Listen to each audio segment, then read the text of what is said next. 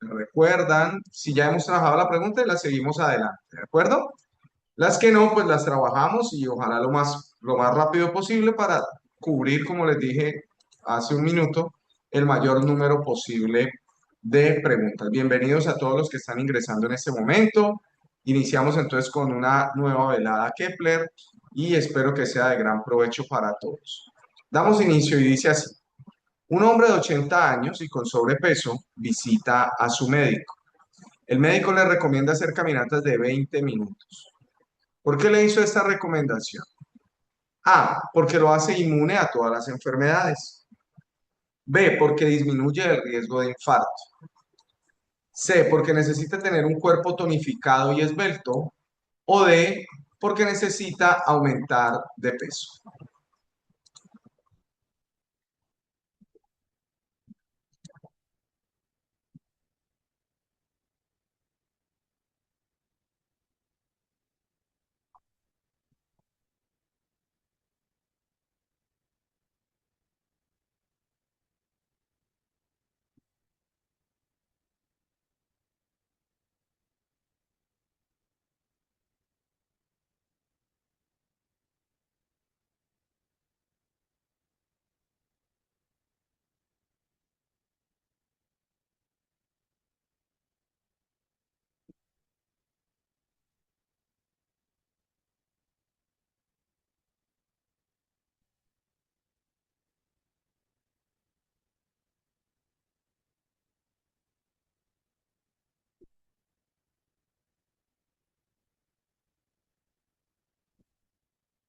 10 segundos más y cierro las votaciones.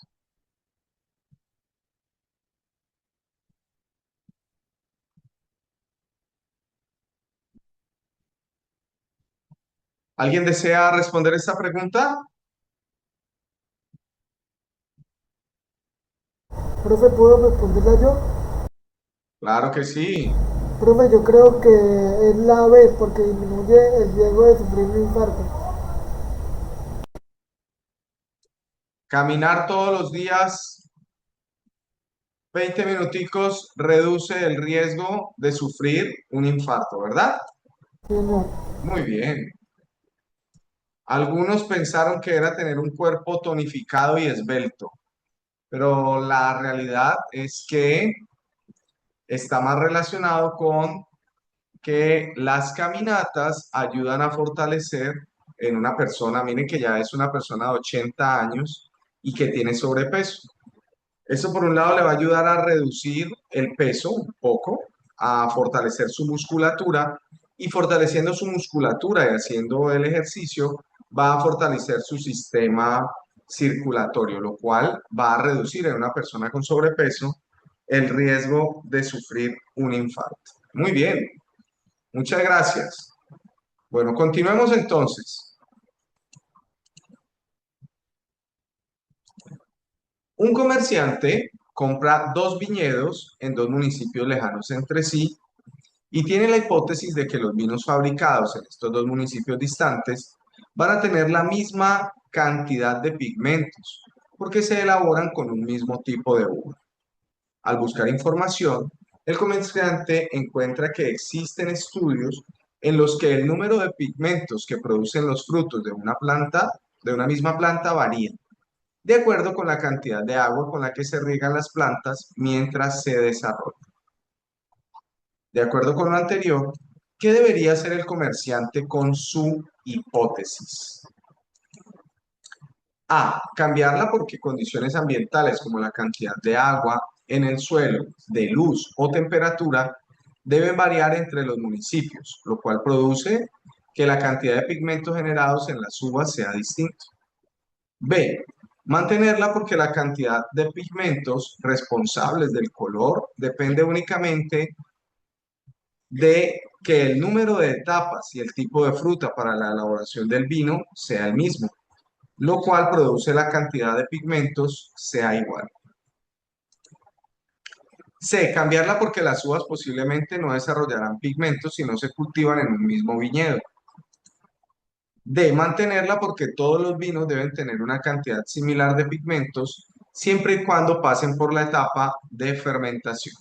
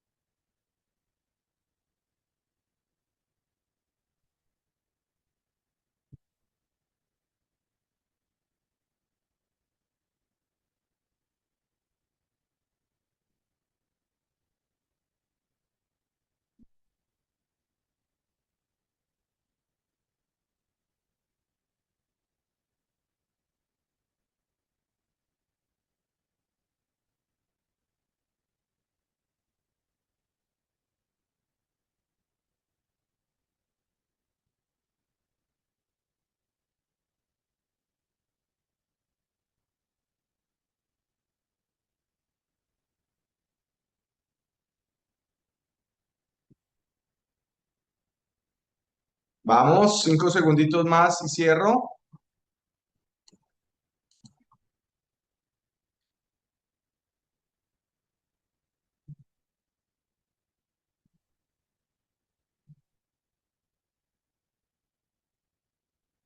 ¿Alguien desea responder la pregunta? Que la explique clarito. Yo, profe, Sí, claro. profe, Dale, Efraín. ya, profe, qué pena.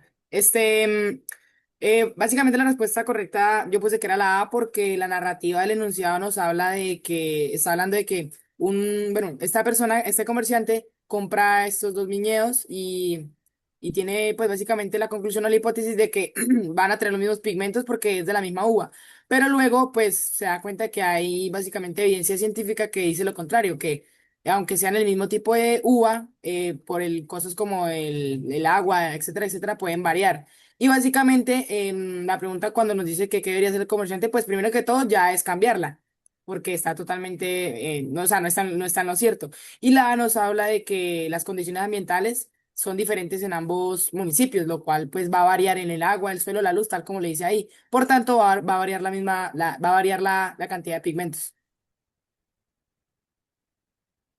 Muy bien, excelente. Eso está muy bien. En municipios distantes, lo más posible es que la cantidad de agua que puedan tener disponible, la cantidad de sol, el tipo de suelo, pues sea bastante diferente y esto cambiaría entonces la pigmentación de las uvas. Muy bien, excelente. ¿Preguntas? Hubo 6 personas en todo caso, algunas que consideraron que debería mantener la cantidad, debería mantener la hipótesis, y otros que la deberían cambiar, pero porque no se iban a desarrollar pigmentos si no se cultivan en el mismo viñedo. No, no es que no se desarrollen pigmentos, es que no se desarrollan en la misma cantidad. Puede que una sea más pálida que la otra, pero no necesariamente no van a tener pigmentos en absoluto. Bien, continuamos entonces si no hay preguntitas. Cuando las personas hacen ejercicio, el ritmo cardíaco se eleva. En personas deportistas, el corazón se adapta y permite que un deportista pueda hacer ejercicio por más tiempo, sin aumentar demasiado su frecuencia cardíaca. En un experimento se somete a una persona sedentaria y a una que se ejercita regularmente a una misma actividad física durante una hora. ¿Cuál gráfica representa mejor la frecuencia cardíaca en función del tiempo para ambas personas mientras hacen ejercicio?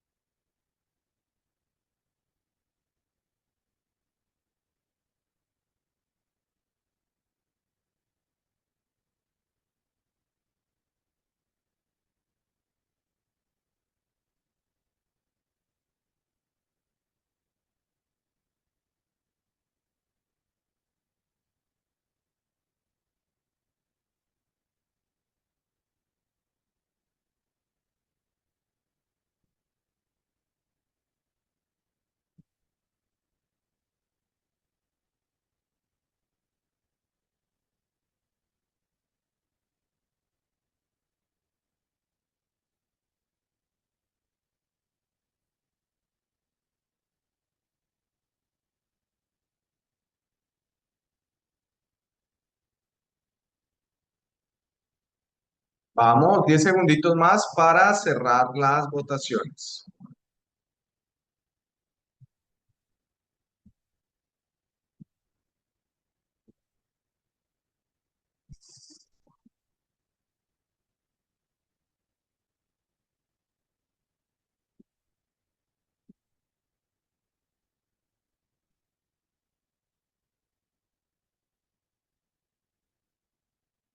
Perfecto. ¿Quién desea compartir esta pregunta? La respuesta.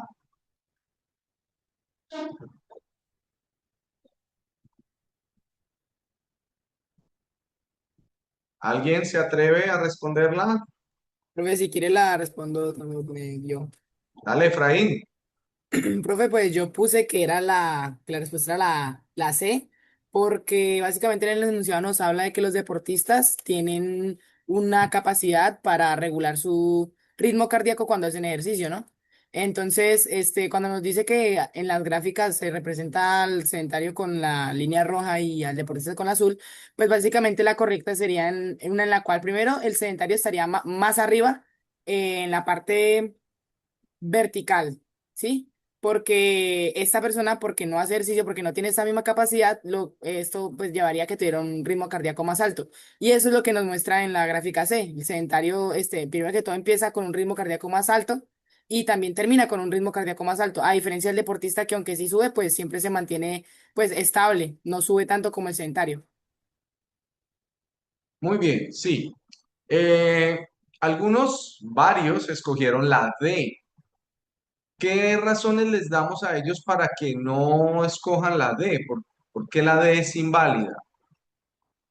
Profe, porque la D básicamente muestra que el ritmo del deportista siempre se mantuvo igual, sin ningún cambio, porque es una línea recta prácticamente. Entonces eso es como ilógico, ¿no? Porque igualmente, por más deportista que sea, el ritmo cardíaco tiene que variar en algún momento. Porque además el enunciado dice que sí sube, solo que no tanto como las personas que no hacen deporte. Exactamente, que lo va a regular mejor, pero no dice que se mantenga igual. O sea, no, aunque sea el mejor deportista del mundo, no le va a pasar que va a tener el mismo ritmo cardíaco si está sentado, así está caminando o así está corriendo o haciendo algún deporte que implique gasto energético. No va a ser lo mismo. Entonces, su ritmo cardíaco se tiene que alterar, pero no se va a alterar en una medida tan grande como la C, como en las personas sedentarias. La C es la opción que nos muestra en donde los sedentarios, como muy bien Efraín lo explica, tienen una actividad, durante la actividad tienen una frecuencia cardíaca más elevada. Yo diría que una gráfica más justa mostraría una diferencia aún mayor en esa frecuencia cardíaca entre la diferencia entre la frecuencia cardíaca entre deportistas y personas sedentarias. Ahí, pues, la diferencia, aunque es significativa, no es tan grande. Yo pensaría que es incluso mayor. Pues la opción B lo que me muestra es que las personas que hacen deporte tienen un ritmo cardíaco mayor que las personas sedentarias, lo cual no cuadra con lo que nos dice el texto. Y la opción A, pues nos muestra es que cuando hacen ejercicio, las personas que son deportistas reducen su frecuencia cardíaca, lo cual no tiene sentido. Bien, preguntas, dudas, inquietudes,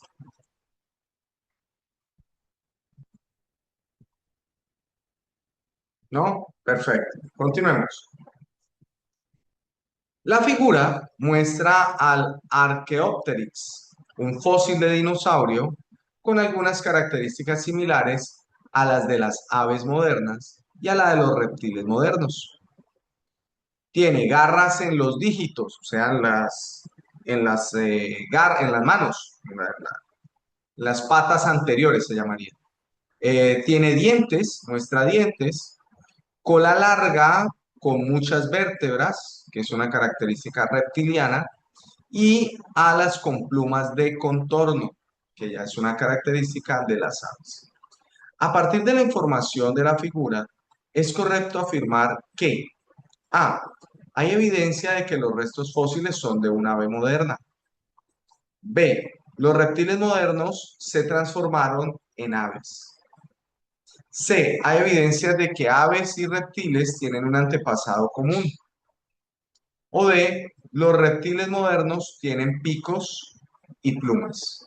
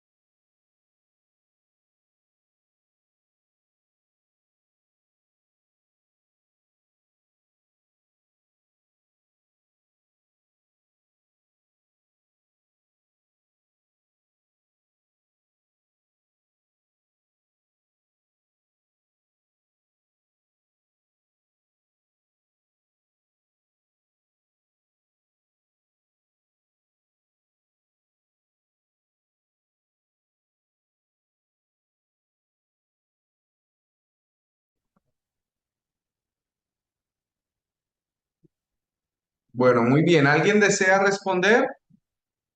Yo, profe, Dale, por favor. eh, yo creo que es la C porque por descarte se da a entender que es esa. Porque eh, la A dice que hay evidencia de que los rizos fósiles son una ave moderna, cosa que no es así porque están hablando de que es un dinosaurio. En la misma descripción dice que es un dinosaurio, no una ave moderna. En la B dice que los reptiles modernos se transforman en aves, cosa que tampoco es así porque modernos son de nuestros días, ¿no? Y pues para que se transformen en otro animal tendría que pasar cientos o miles de años, ¿no? Y la D dice que Ujú. los reptiles modernos tienen picos y plumas, cosa que es ilógico. Un reptil no tiene esas características. Entonces la C. Muy bien.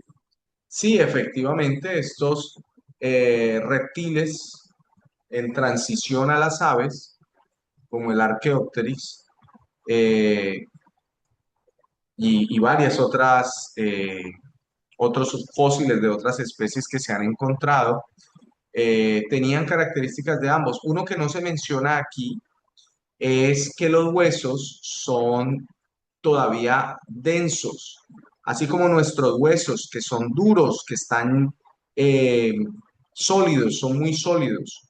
Los huesos de las aves son diferentes, se llaman huesos neumáticos. Huesos neumáticos porque en su interior tienen muchos poros, son como si fueran una esponja, llenos de poritos. ¿Por qué? Porque eso los hace ser más livianos, lo cual les permite a las aves volar más fácilmente, ser eficientes durante el vuelo. Mientras que en este tipo de organismos que estaban en la transición hacia las aves, esos huesos todavía son densos, lo cual implica que ellos podrían planear, pero no volar como las aves modernas. O al menos eso dicen los científicos. Muchísimas gracias por tu aporte. Muy bien. Vamos a hablar entonces ahora del componente eh, celular. Dice, la tabla muestra algunos tipos de transporte celular y sus características y un ejemplo de célula animal. Ahí tenemos los tipos de transportes: ósmosis, difusión simple, difusión facilitada, transporte activo. Tanto las moléculas transportadas como la dirección del transporte. Con base en la información anterior, si la célula del ejemplo necesitara transportar el ion sodio del interior al exterior de la célula, ¿cuál tipo de transporte seguiría?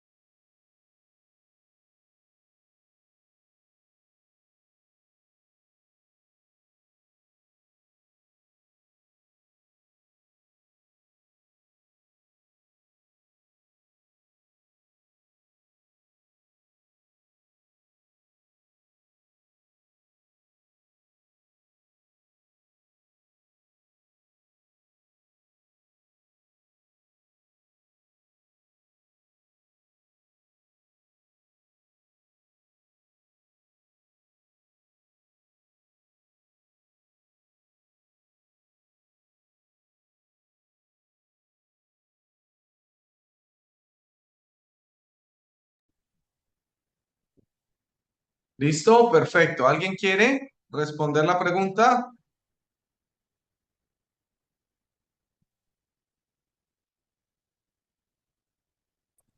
Profe, una pregunta, en el intercambio de sodio y potasio, ¿entran 3 de sodio y 2 de potasio o es al revés?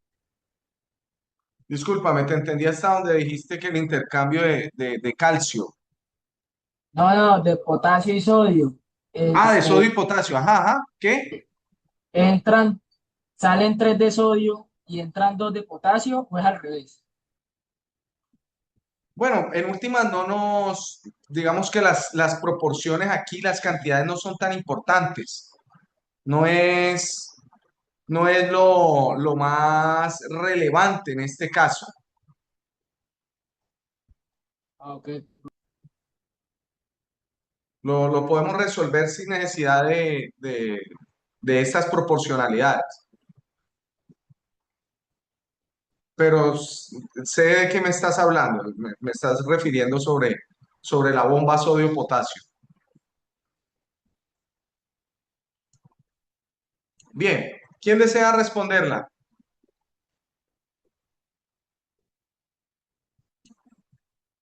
Ahí están las respuestas. 50% la A, 36% la B, 14% la C. Bueno, es importante saber que si estamos hablando de ósmosis es agua, difusión simple hablamos de gases. Recordar que el sodio como tal, en esta forma no se encuentra como un gas, sino como un ion. Es una partícula eh, suspendida en el líquido intra o extracelular. Y aquí hay algo muy importante de la imagen. La imagen nos presenta, no por capricho, sino como una información relevante, eh, el simbolito positivo aquí, que quiere decir que son moléculas con carga eléctrica. Por eso la gran mayoría escogió o la B o la A. 50% la A, 36% la B. Porque ambas son moléculas con carga eléctrica. ¿De dónde, hasta, digamos, cuál es lo importante aquí? ¿Cómo puedo yo determinar una u otra? Bien, entonces, dice, ¿cuál es la dirección del transporte? Lo que me preguntan es que si lo vamos a transportar hacia el exterior, del interior hacia el exterior. Entonces nos muestra que en el exterior hay bastante sodio, hay mucho sodio y en el interior hay poquito, solo hay uno. Caso contrario pasa con el potasio. Poquito potasio por fuera, mucho potasio por dentro. Perfecto. Entonces, en el caso de la difusión facilitada dice que la dirección del transporte es de mayor a menor concentración. ¿Qué implicaría eso? Pues que donde hay mayor concentración se va a mover hacia donde hay menor concentración. Eso implicaría entonces que el sodio tendría que estar entrando porque la mayor concentración está afuera. Entonces el sodio debería entrar, cosa que no es lo que nos están preguntando. Dice que si la célula necesitara transportar el ion sodio del interior hacia el exterior. Por lo tanto, ese no es el caso que estamos viendo en nuestro ejemplo. Lo que nos dice es de interior hacia exterior. Por lo tanto, será del lugar donde hay menor concentración hacia el lugar donde hay mayor concentración. Y por lo tanto, la opción correcta es transporte activo. Preguntas, dudas, comentarios. Profe, Dime, Juan. para que digamos como hipótesis de que la B pueda ser cierta, debería de decir en el enunciado que quiere transportar potasio en vez de sodio, ¿no? Porque ahí se Ah, bueno. cumpliría. Ok, ok, listo. Sí, yo en algunas clases he explicado que el sodio y el potasio son parte del transporte activo y eso nos tiene que ayudar a nosotros a responder esas preguntas, digamos, con una eh, velocidad mayor, porque cuando tenemos el conocimiento podemos responder aún más rápido. Sin embargo, aquí, pues afortunadamente está todo en el contexto y lo puedo resolver observando con cuidado el contexto. Eh, Otra cosa que es importante que señala Juan Sebastián es que existe un cotransporte, que es lo que él menciona, sodio y potasio, en el cual uno ingresa y el otro sale. En la difusión facilitada, por ejemplo, hay cotransporte de eh, glucosa y sodio, en donde ingresan moléculas de glucosa acompañadas de moléculas de iones sodio. Ambos ingresan. En el caso de el transporte activo, que sería el cotransporte o la bomba sodio-potasio, sería mientras unas ingresan, las otras salen. Muy Ok, bien, profe. con todo gusto. Continuemos entonces. En las células animales, los lisosomas, hasta ya la hemos trabajado muchas veces.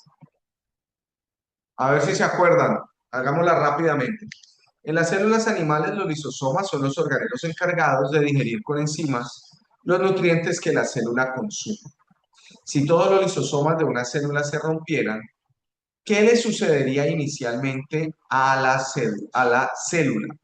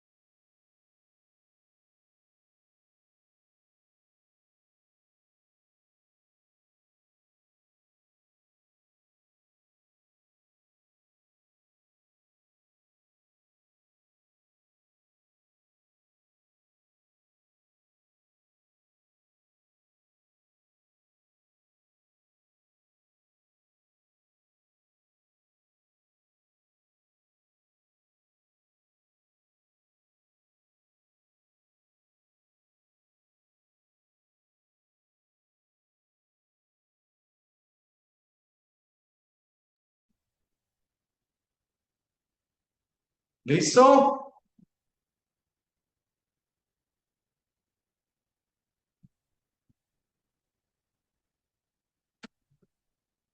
¿Alguien desea responder?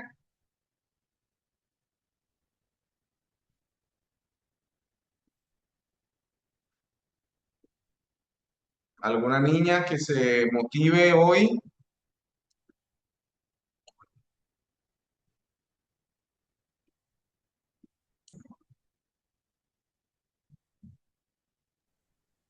Profe, ¿Ninguna? Profe, ¿puedo responder? Dale, dale, Joan. Profe, pues mira, lo que yo entendí es que al momento de que se rompen los lisosomas, la célula se comienza a autodestruir. Entonces, pues yo creería que es la donde dice que se degradarían moléculas en su interior, o sea, que se fuera autodestruyendo, como lo dice en la parte de arriba. Bien, muy bien. Eh, en esta pregunta, siempre que la he trabajado con los grupos, les digo, todas las opciones son verdaderas, porque todo eso va a pasar, pero la correcta tiene que ver con la palabra clave y la palabra clave en este caso es inicialmente. Inicialmente es, ¿qué es lo primero que va a pasar? Pues lo primero que va a pasar es que aquellas sustancias, aquellas moléculas que queden cerca de estas enzimas digestivas, porque dice de digerir con enzimas, o sea que son enzimas digestivas, pues se van a ir destruyendo. Todo aquello que se toque con esas enzimas, que son, pensémoslo así, como altamente corrosivas, pues va a ser destruido. Y después de que eso suceda, pues poco a poco van parando todos los otros procesos, es decir, va a parar la respiración celular, ya no se van a poder formar proteínas y seguramente cuando esas enzimas toquen la membrana celular, la van a romper y se va a perder el agua. Entonces todo va a suceder, pero lo primero que va a suceder es que se van a degradar las moléculas en su interior. Muy bien, Joan, gracias por el apoyo. ¿Preguntas? ¿No? Perfecto. El modelo, no, en el modelo se presenta el proceso de síntesis de proteínas en una célula. De acuerdo con el modelo, si no se copia correctamente la información del ADN al ARN mensajero en el proceso de transcripción, ¿qué puede sucederle al proceso de síntesis de proteínas? A. Se produciría una cadena de ARNM doble como la molécula de ADN. B. El ribosoma no podría entrar al núcleo a leer la información del ADN. C. Los aminoácidos no podrían unirse al ARNT en el citoplasma. O D. Se unirían aminoácidos que no corresponden con la secuencia. Con la secuencia de ADN.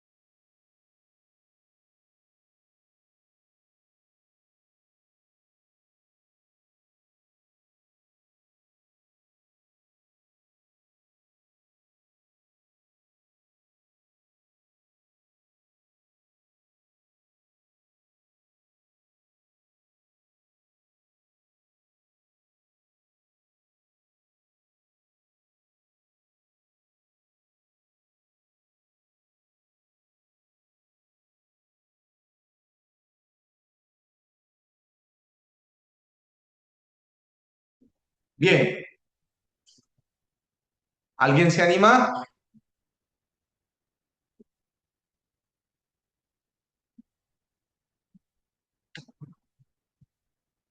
Nobody. Este es el proceso que conocemos como dogma central de la biología. El dogma central de la biología nos dice que el ADN puede copiarse o replicarse como para formar nuevas células, cuando va a formar nuevas células, pero también debe transcribirse, es decir, pasar de ADN a formar ARNM, que son las instrucciones para poder formar proteínas. En el texto lo que nos dice es que si hay un error en la información del ADN durante el proceso de transcripción, es decir, que la copia queda mal hecha, ¿qué podría pasar? Entonces, lo primero que yo debo saber es que ARN mensajero, solo existe en molécula individual, no será jamás doble. Por lo tanto, la opción A es imposible no se debe nunca seleccionar. El ARNM siempre será una sola hebra, nunca serán dos. Segundo, me dice, el ribosoma no podría entrar al núcleo a leer la información del ADN. No es necesario porque el ribosoma nunca leerá la información del ADN. El ribosoma siempre leerá la información del ARN mensajero. Y eso es lo que nos muestra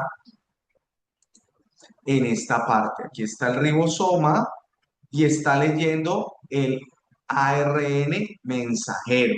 No está leyendo ADN porque los ribosomas están por fuera del núcleo, se forman por fuera del núcleo. Entonces la opción B tampoco es válida, ¿sí? Se hace por fuera del núcleo. Miren lo que aquí nos lo señala. El núcleo y el ribosoma está por fuera del núcleo leyendo. La C dice, los aminoácidos no podrán unirse al ARNT en el citoplasma. El ARNT es la estructura que lleva cada uno de los aminoácidos que van a hacer parte de la cadena que llamamos proteína. El ARN de traducción eh, es como un ayudante del ribosoma y le trae los elementos que se requieren para formar una proteína. ¿Y cuáles son esos elementos y cuál es el orden? Bueno, pues el ARN mensajero es quien entrega la información de cuál es el orden y cuáles son los elementos que deben ir allí. Entonces, no, eso no implica que el ARN de transferencia no pueda unirse a los aminoácidos. Implica es que si ese mensaje quedó de una manera errónea, pues terminen uniéndose en un orden los aminoácidos que no corresponde al correcto o cambiando algunos aminoácidos por otros. Es casi como si nosotros estuviéramos teniendo una instrucción para hacer, me gusta decirlo así, un carrito de Lego y que en lugar de poner las puertas en ese lugar, pusiéramos las llantas o que en lugar del motor pusiéramos allí, qué sé yo, la dirección. No funcionaría el carro apropiadamente. Asimismo le podría pasar a las proteínas. ¿Preguntas?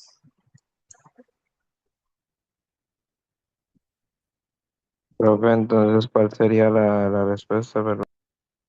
La respuesta correcta es la D. Los aminoácidos se unirían en una secuencia inapropiada. O se unirían, también podría decir, se unirían aquí en este caso dice, se unirían aminoácidos que no corresponden con la secuencia o se unirían aminoácidos eh, en posiciones que no les corresponden, por ejemplo. O aminoácidos que no tienen nada que ver, que no deberían estar allí. Profe, esto ¿Sí? también sería como un paso a paso, ¿no? O sea, es como queda primero.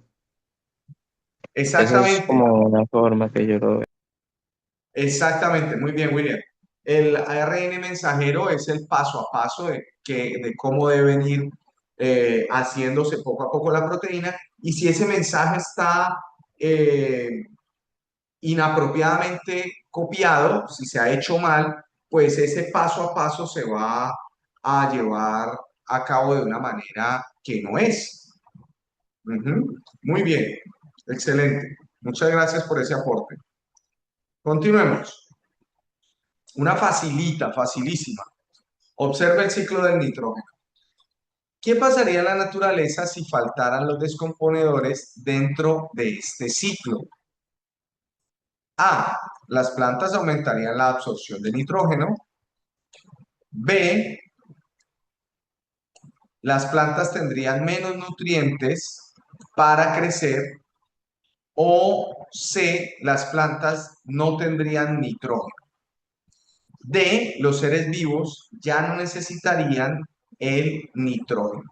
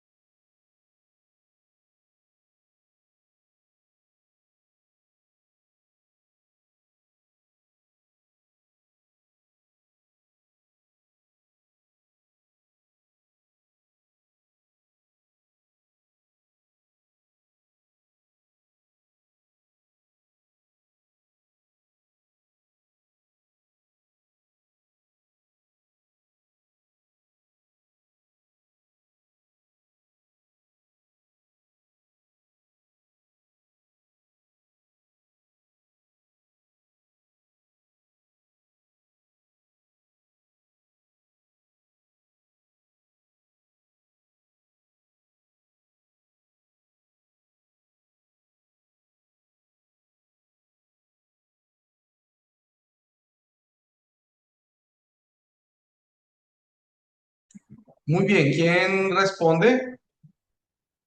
¿Quién se anima a responder esta? Profe, ¿yo puedo responder? Claro.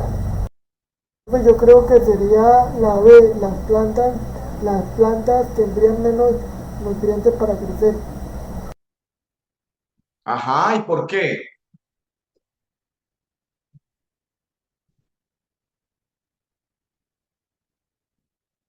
Los restos orgánicos no se transformarían en nutrientes, profe, o sea, de las plantas. Eso pienso yo. Sí, pero explícamelo en términos de qué hacen los descomponedores.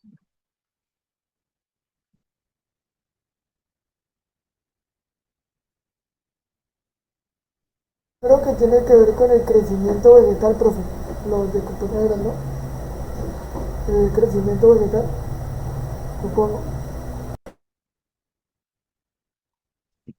Profe, Bueno, sí, dime. pues a ver, sería similar a que en vez del ejemplo que como se ve ahí en el dibujo, en vez de ser excremento, pues podría ser cualquier cosa orgánica, o sea, puede ser literalmente una cáscara de banano, alguna fruta y demás. La cosa es de que eso se puede dejar en el suelo, pero eso se quedaría ahí intacto si los descomponedores no estuvieran. Y si los descomponedores no hicieran su trabajo, esos nutrientes no podrían viajar hacia otras plantas, por lo cuanto no le permitirían crecer de manera debida. Muy bien. O sea que no habría lo que llamamos como el ciclo, no se cerraría el ciclo, no habría Exacto, la muy complejo. reintegración de los nutrientes. Muy bien, excelente. Esa es la explicación más apropiada. Muy bien. Claro, no se cierra el ciclo sin los descomponedores y por lo tanto no quedan disponibles los Una nutrientes pregunta, para que las plantas las usen. Dime, profe, qué tipo de relación sería? ¿cómo tipo de relación? En el sentido, digamos, el mutualismo, el otro tipo de relación que tienen Ah, los... bueno, sí, sí, sí. Los hongos como tal, pues tienen unas funciones muy importantes dentro de los ecosistemas.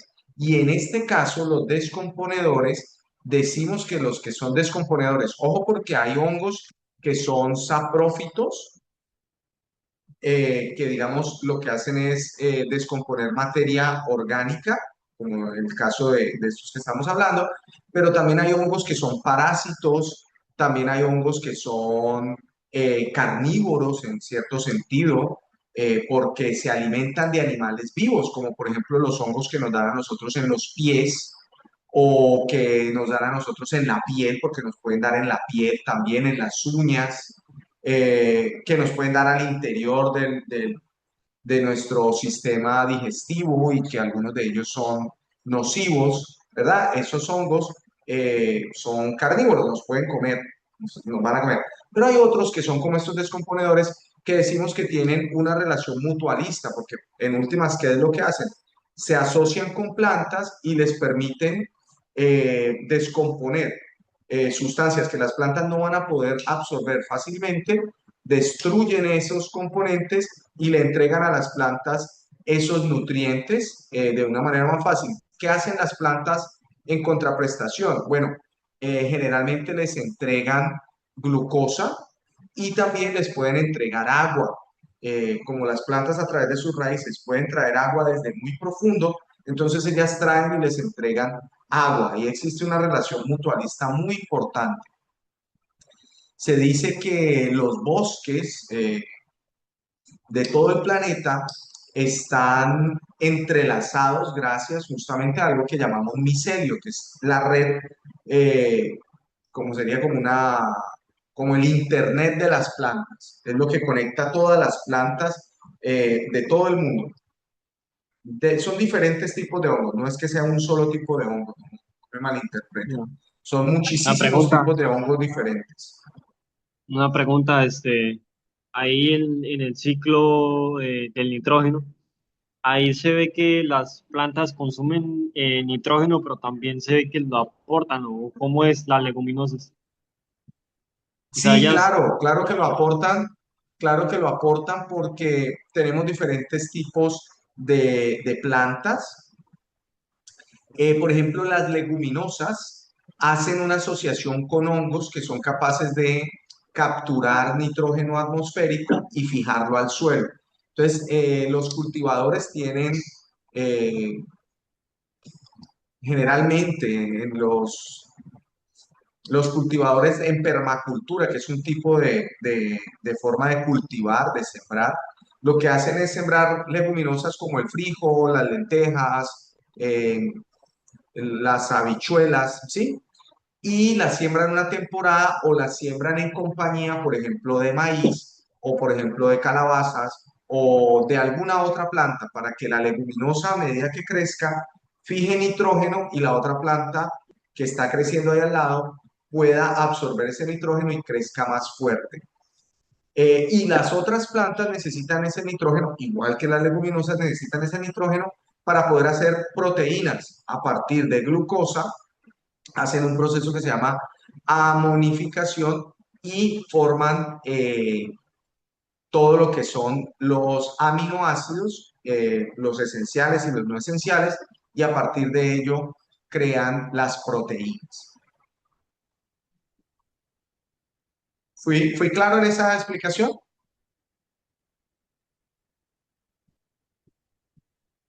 Sí, eh, sí, profe. Sí. Perfecto. Continuemos. Otra facilita. Dice, ¿cuál es la información que debería traer el afiche para que Carolina sepa que este producto es conveniente y balanceado? Carolina fue a comprar unos noodles y encontró esa marca.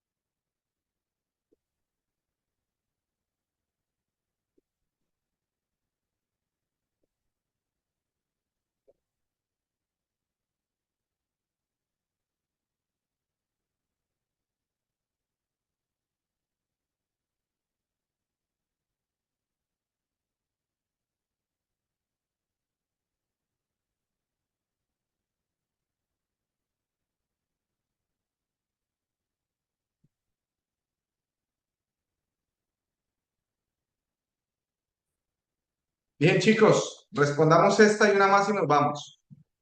Muy facilita, ¿no? Contenido nutricional del producto. Pero la pregunta es, ¿qué información de contenido nutricional debería tener para que sea realmente que yo sepa que es conveniente y balanceado? ¿Cuál es esa información que debería tener?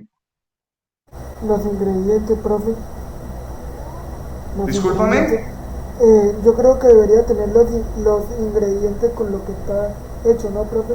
Los Bien, ingredientes. muy bien, esa es una. Ajá, muy bien. Claro que sí, porque, por ejemplo, si yo soy fenilcetonúrico, que es una enfermedad en la cual yo no puedo procesar la fenilanina, debería decir allí si tiene fenilanina, que es un aminoácido, que en mi caso, digamos, si yo fuera alérgico a esto o que yo fuera fenilcetonúrico, me mataría, me podría matar. Entonces, claro que debería decir con qué está hecho, por supuesto que sí. O, por ejemplo, yo evito los dulces que están hechos con aspartame o acesulfame K, porque son dos ingredientes que están relacionados con el cáncer y con inflamación cerebral que lleva pues a un desbalance cognitivo, a que uno no tenga la misma capacidad cognitiva. Entonces, yo los evito. Para mí eso es muy conveniente, que tenga esa información. Muy bien, ¿qué otra información debería tener? Nosotros en Colombia actualmente tenemos unos sellitos que son unos rombitos, unos hexágonos. ¿Qué dicen esos hexágonos? No son los que dice exceso en azúcares y Exceso de azúcares, exceso de, Sodio. exceso en sodio como tal, creo que era que decía, o exceso de sal. grasas, Ah, grasa. nitritos, ajá, eso es lo que dice. Muy bien, entonces digamos que ahí hay una información importante, cuántos carbohidratos tiene ese producto, si es hecho con grasas trans o no, cuál es la cantidad de proteína que tiene o si no tiene proteína. Y yo de esa manera puedo decidir si ese producto es conveniente para mí o no lo es. Muy bien. Última pregunta y nos vamos a descansar. Dice, como fruto de una revisión teórica, unos estudiantes hallaron que los países con mayor producción de caña en 2010, según la FAO, son los que se presentan en la tabla. Para presentar estos resultados en un informe comparando la importancia de cada país en la producción de caña, los estudiantes deciden realizar una gráfica. ¿Cuál es la que mejor los representa?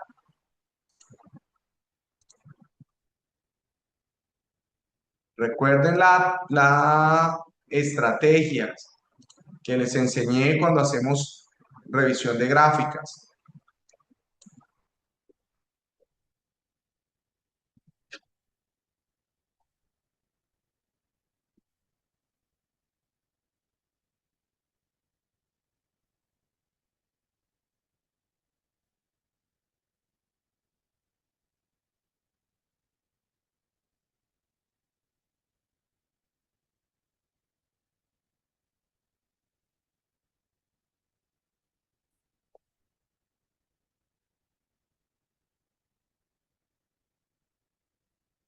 De poner un poquito más abajo el documento. Es que la opción C y D no se ven bien, no se ven completas. No se ve completa cuál. La C y la D no se alcanza a ver como los nombres de los países. Ah, no, profe, ya no, ya no, ya no. Ah, Era ok. algo en mi pantalla.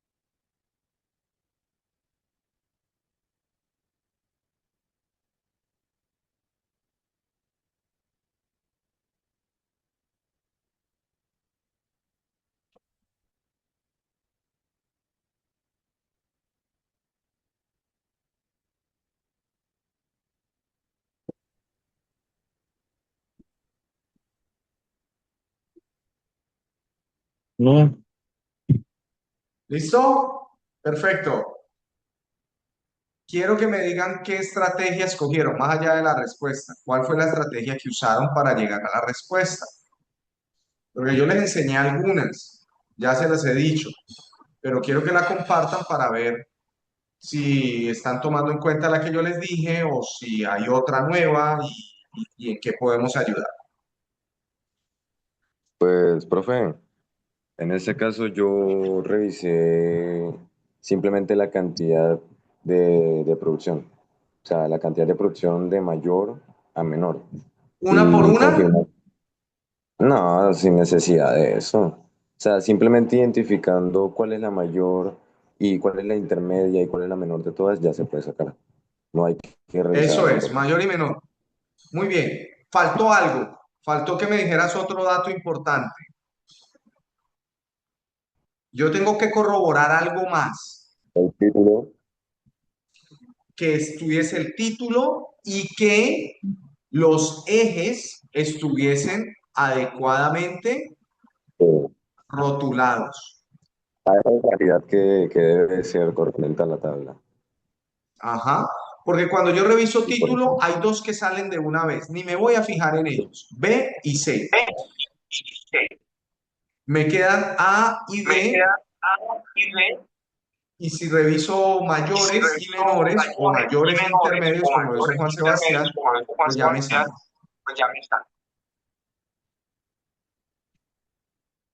Listo. Opción D, ¿no? Muy bien. Muchísimas gracias, chicos. Una feliz noche para todos.